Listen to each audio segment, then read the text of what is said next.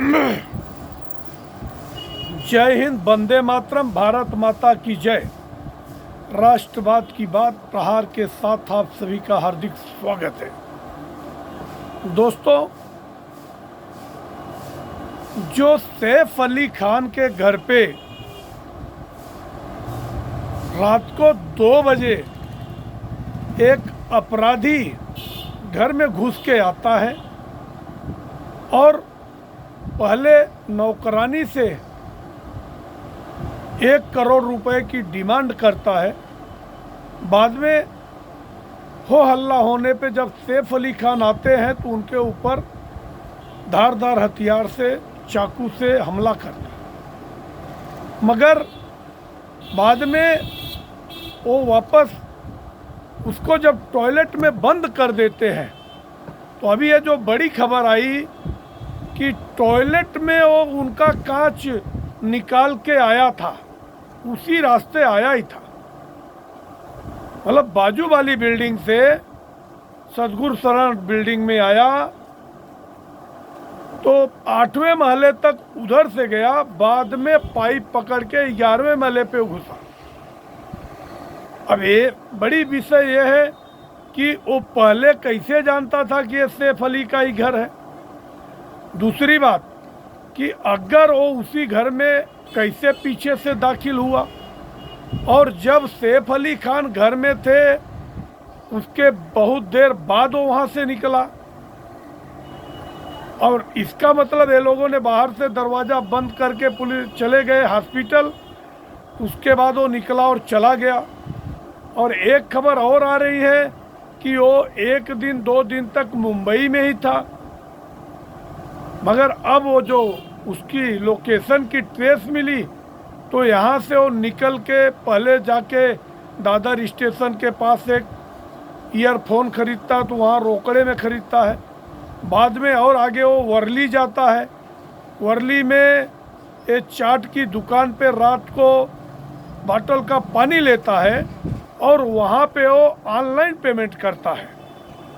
तो मुझे लगता है कि जो तफ्तीश जारी थी, पुलिस ने यहाँ का लोकेशन लिया और उस लोकेशन में जो मोबाइल चालू थी वो मोबाइल जाके जैसे ही वो यूपीआई पेमेंट करता है वर्ली में, दोनों का कनेक्शन मिलता है।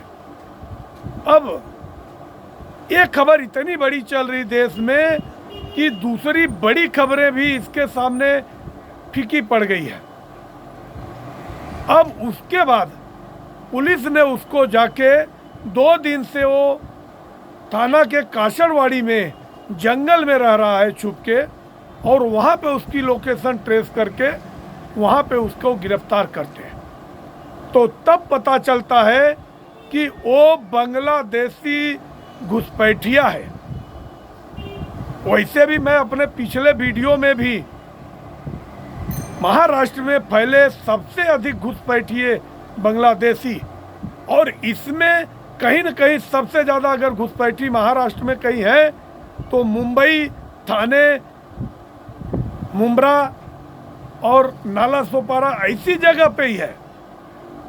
क्योंकि ऐसी जगह पे जहाँ पे मुस्लिम इलाके ज़्यादा हैं वहाँ उनको कहीं न कहीं संरक्षण मिल रहा है।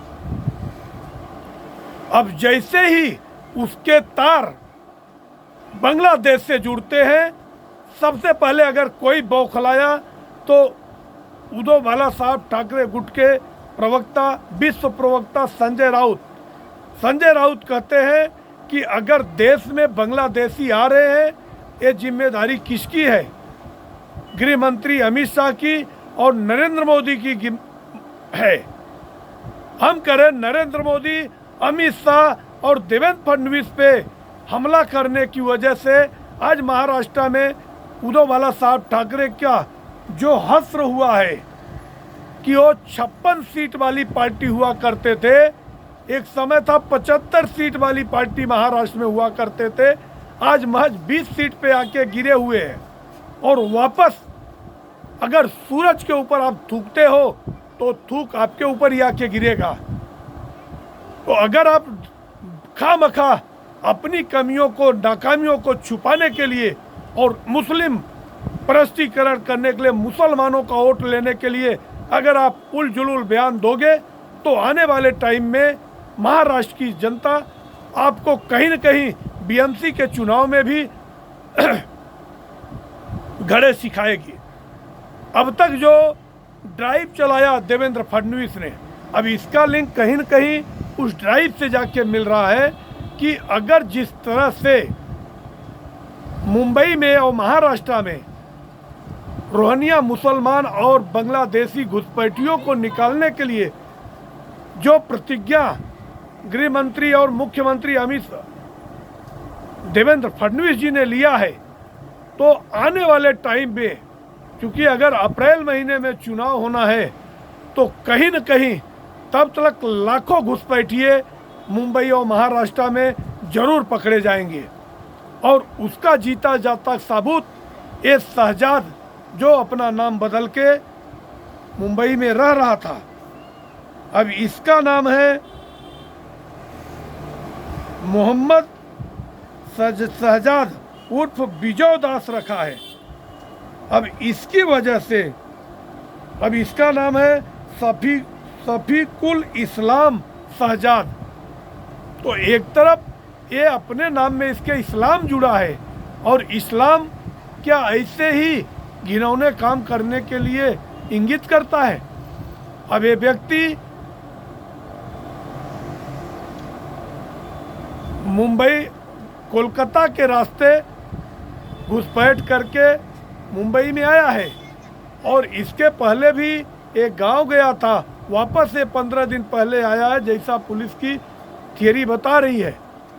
तो अब एक कासरवाड़ी से पकड़ा गया, तो उसको वहाँ पे खारघर पुलिस स्टेशन में खार पुलिस स्टेशन में रखा गया, और खार पुलिस स्टेशन से कल बांद्रा कोर्ट में, हॉलीडे कोर्ट में इसको प्रस्तुत किया गया।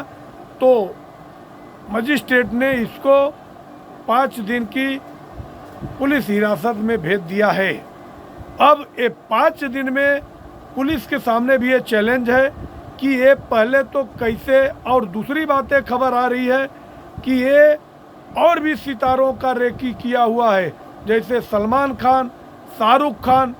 तो इसके पहले जब बाबा सिद्दीकी की हत्या हुई तो उस समय ये चला था कि इसमें तो लॉरेंस बिश्नोई का हाथ है, मगर अब ये अगर बांग्लादेश से आया है तो क्या लॉरेंस बिश्नोई के गुर्गे बांग्लादेश में भी है?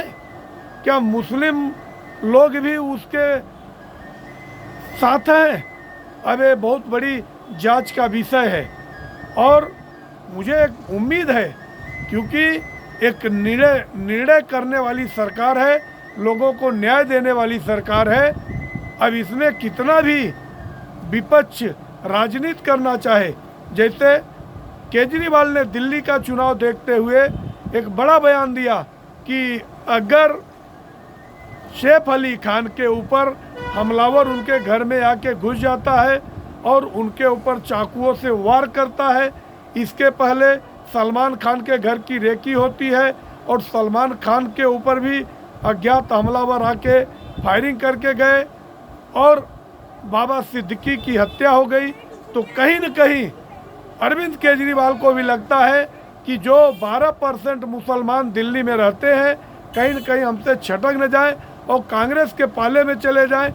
इसके लिए वो मुस्लिम वोट लेने के लिए ऐसी मुस्लिम तुष्टीकरण, अगर आज यही किसी हिंदू अभिनेता के ऊपर कार्रवाई, अगर ऐसा कोई जानलेवा हमला हुआ होता, चाहे अक्षय कुमार, चाहे अजय देवगन के ऊपर, तो क्या ये तमाम पार्टियां एक शब्द बोल पाती? दूसरी बात, 2 साल पहले जब सुशांत सिंह हत्या हुई, आज तक उसकी गुत्थी सुलझ नहीं पाई, मगर ये जितने विपक्षी दल हैं, इनके मुंह में आज तक दही जमी हुई है, क्योंकि उसमें कहीं न कहीं मुख्यमंत्री के बेटे, पूर्व मुख्यमंत्री के बेटे की संलिप्तता है दिशा सालियान की मृत्यु में, जो कि जैसा इसके पहले बड़ी बड़ी बयानबाजी हुई है।